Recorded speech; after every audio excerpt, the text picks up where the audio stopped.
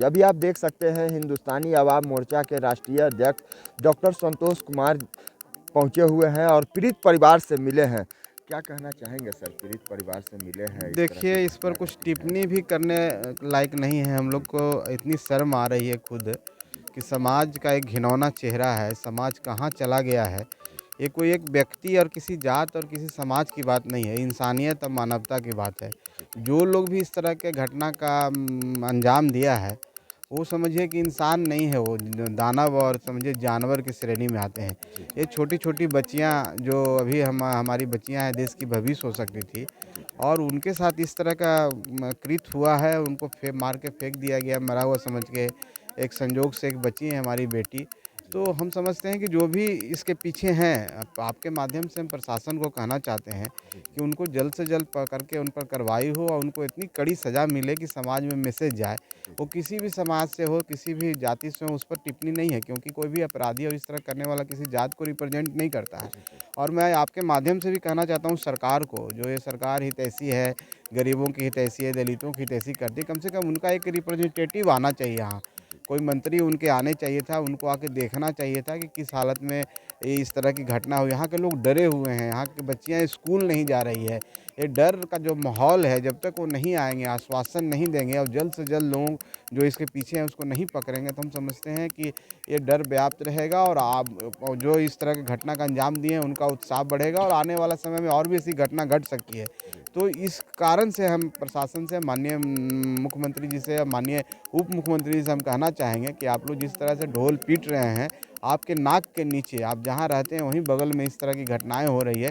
कृपया इसका संज्ञान लेना चाहिए और संज्ञान लेके जल्द से जल्द इसकी कार्रवाई करनी चाहिए। बाकी मानवता के हर हद को लोगों ने पार कर दिया है। हम लोग को खुद शर्म आती है कि ऐसे बातों पर बोलना, ये नेतागिरी हो रहा है, कोई आकर के मीडिया में हम बोल दे रहे हैं, कुछ बोल दे रहे हैं, संवेदना प्रकट कर रहे हैं, लेकिन हम कुछ कर नहीं रहे हैं उसके जी लिए। जी जी उसके और दुखों को उखाड़ रहे हैं, उसके दुखों को और गहरा कर रहे हैं, क्योंकि किसी माँ ने अपनी बेटी को खोया है। एक ऐसी माँ जो विकलांग है, एक ऐसी माँ जो असहाय है, उसके सहारा 2 बेटी थी और हम भी अगर एक पिता हैं तो बेटी से हम बहुत प्रेम करते हैं। उनके साथ इस तरह सोचिए कि उनकी मनोदशा क्या होगा और हम लोग आ कर के उनसे खाली पूछ रहे हैं, उनके ज़ख्मों को और गहरा कर रहे हैं। ये बहुत ही हमको भी बहुत खराब लगता है, लेकिन मानवता इतना गिर जाएगा, हम समझते हैं कि इससे माने घृणित कार्य जिस सारे देश में चाहे मानवता के लिए नहीं हो सकता है, उन लोगों को जल्दी पकड़ करके कड़ी से कड़ी सज़ा हो, यही हम चाहते हैं। क्योंकि ये समाज गरीब समाज है और ये समाज गरीब है क्योंकि वो आगे विरोध नहीं कर सकता है, उस तरह से राजनीतिक विरोध नहीं कर सकता है, संगठन के तौर पे विरोध नहीं करता है। इसलिए कुछ लोग जो समाज के उस तरह के लोग होते हैं, बड़े लोग होते हैं, चाहे समाज के सामंती विचारधारा के लोग होते हैं, वो समझते हैं कि समाज के ऐसे लोगों के साथ इस तरह घृणित कार्य करेंगे तो समाज उठेगा नहीं, ये तो बोल नहीं पाएगा। लेकिन हम आपके माध्यम से कहना चाहते हैं, हमारी पार्टी इनके साथ खड़ा है, क्योंकि हम लोग उसी समाज से आते हैं और एक तरह से अगर कहिएगा तो हम लोग के परिवार ही लगते हैं। तो हम लोग के लिए भी एक शर्म की बात है कि जब तक उन दरिंदरों को जो ये इस तरह की घटना का अंजाम दिए हैं, जब तक सलाखों के पीछे नहीं होंगे, तब तक हम लोग चैन से नहीं बैठेंगे। हमारे जितने भी कार्यकर्ता हैं, नरेंद्र मांझी जी यहाँ से चुनाव लड़े हैं, फुलवारी शरीफ से इसी समाज से आते हैं। जी मुकेश मांझी, हमने सबको कहा है कि आप लोग यहाँ पर रहिए और जितना भी हो सकता है हमारी पार्टी की तरफ से हम लोग एक अभियान चला करके जल्द से जल्द उन लोगों को पकड़ने का काम करेंगे। नहीं पकड़ेंगे तो हम लोग आगे की कार्रवाई हम लोग जो होता है, पुलिस का घेराव करना है, चाहे और भी हो, उसके लिए हम लोग मांग करते हैं और हम तो चाहते हैं कि इसका एक अच्छी सी इंक्वायरी एसआईटी शायद गठन हुआ है, जी लेकिन उससे आगे भी ऐसी इंक्वायरी हो कि सबक मिले समाज को, यही मांग माननीय मुख्यमंत्री एक जी से करते दरोगा को सर सस्पेंड कर दिया गया। इस मामले में गई थी पीड़िता आवेदन करने, तो वो नहीं लिखे आवेदन और बोले कि जाओ खोजो तुम लोग।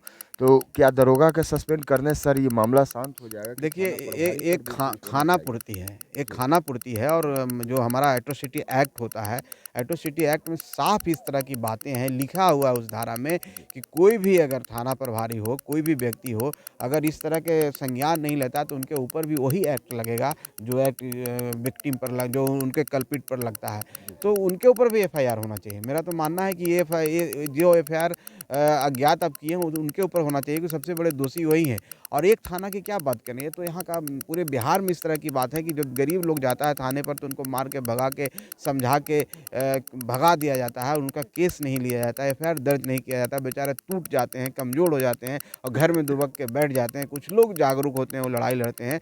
तो माननीय नीतीश कुमार जी, माननीय तेजस्वी यादव जी, हम आपसे कहना चाह रहे हैं कि आप एक सस्पेंड करके एक दरोगा को एक खानापूर्ति किए हैं, इससे समस्या का समाधान नहीं होगा। पूरा सिस्टम को आपको सुधारना होगा और एक स्ट्रिक्ट ऑर्डर जाना होगा, एक मैसेज जाना होगा माननीय मुख्यमंत्री जी की तरफ से सभी जिलों में और सभी थानों में कि इस तरह की कोई भी महिला आती है, कोई भी असहाय आता है, उसका त्वरित कार्रवाई होनी चाहिए, उसको संज्ञान लेना चाहिए। अब बड़े स्तर पर कार्रवाई करने की ज़रूरत है। आप सिर्फ एक बलि का बकरा बना दिए हैं किसी को और उससे कुछ नहीं होगा। उनका सस्पेंड कर दिए हैं, 2 महीना 3 महीने के बाद सस्पेंशन टूट जाएगा, फिर दूसरे थाने में चले जाएँगे।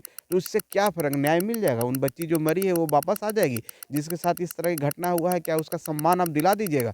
तो उसके लिए आगे ऐसी घटना ना हो, ऐसे थानों को पूरे थाने में मैसेज जाना चाहिए कि सब लोग जब भी कोई गरीब आए तो उसका उसका इस तरह का संज्ञान लेकर के उनका केस दर्ज होना चाहिए। और उसका एक ही तरीका है, जो SC/ST एक्ट में प्रावधान है कि कोई लोग ऐसा करता है तो उनके ऊपर भी SC/ST एक्ट लगना चाहिए। उस थानेदार जो भी इसके पीछे हैं उनके ऊपर भी SC/ST एक्ट लगेगा। जब तक नहीं लगेगा तब तक बड़ी कार्रवाई नहीं होगी, तब तक ये घटना होती रहेगी। अपराधियों के लिए क्या कहेंगे सर? अभी तक किसी गिरफ्तारी नहीं देखिए, हुई है। अपराधी के बारे में क्या कहें, इससे घिनौना काम कोई नहीं हो सकता। और मैं तो बोल ही रहा हूँ कि जब तक गिरफ्तार नहीं होंगे, सही लोग पकड़े नहीं जाएँगे और उनको कड़ी से कड़ी सज़ा नहीं मिलेगी, तब तक ये तरह के कार्य होते रहेंगे। तो मैं तो बोल रहा हूँ कि सबसे पहले कौन पकड़ने वाला है? पकड़ने वाला एक तंत्र है, एक सिस्टम है।